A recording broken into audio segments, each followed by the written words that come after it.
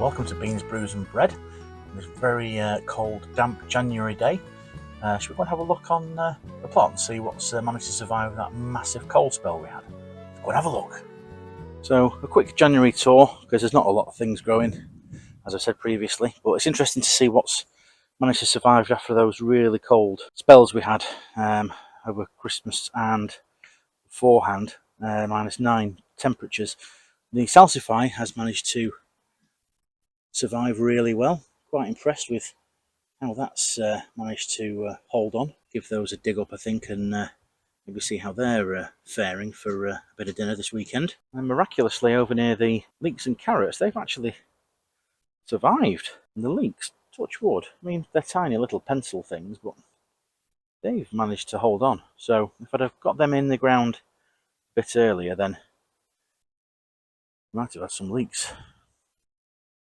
Otherwise, carrots, a lot of the tops have died off, unless the very big ones like here.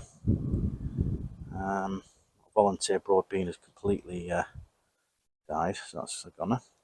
But no, the carrots, fingers crossed, might be okay under there, unless they're attacked by the dreaded carrot fly. Might harvest a couple of those and see how they do.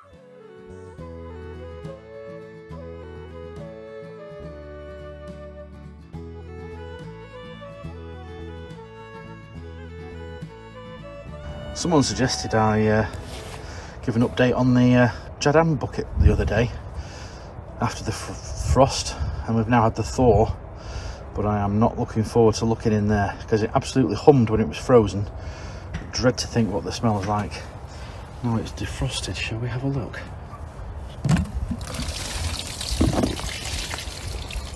Well, it's bubbling. Doesn't smell that bad. Then again, I've not roused it, so I think we'll keep that under advisement. How about you? Would you have you got any plans to carry on using your weed tea or Jadam fertigation liquid? I know one thing, it certainly hums and keeps the cats off the allotment. Oh, blimey. Oh, that'll put airs in your chest. Well, if you've liked the tour so far today, I'd be really grateful if you could give the video a bit of a thumbs up. That button, see that funny one, like a hand like that, thumb possibly in that direction, or not if in that direction. That's the best way to get the video shared and suggested to people who also watch content like this to maybe watch it too. And if you do press that button down there, I can guarantee your parsnip harvest this year will be 125% sweeter after those cold frosts. You'd not have thought that, would you? Kohlrabi just about hanging on. Is that a little snail there having a little munch? Is he? Yeah, I think he might be. Hearting up. We'll give them a feed.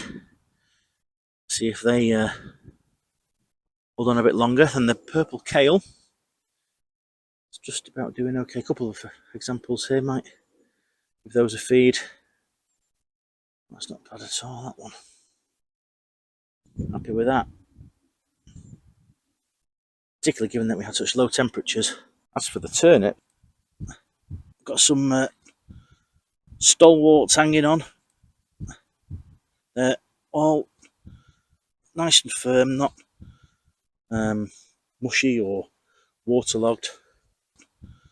They've done really well. Some nice, even better ones down this end here. Look, that's done well. Not attacked by any snails or slugs.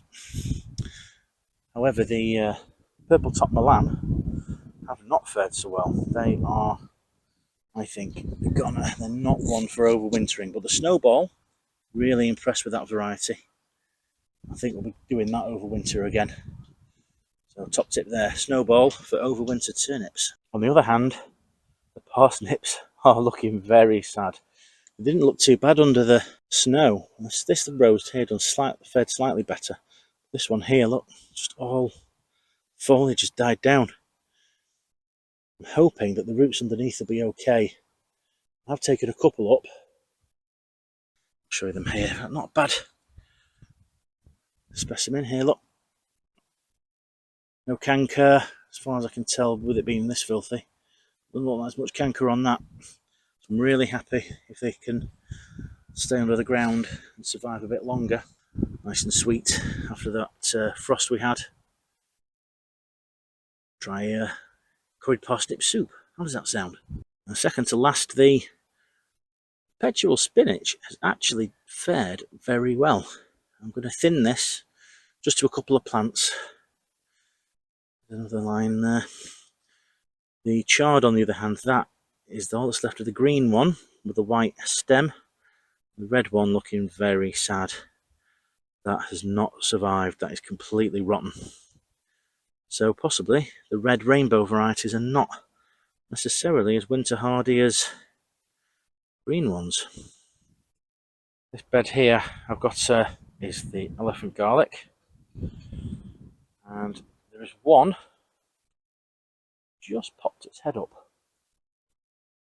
There he is,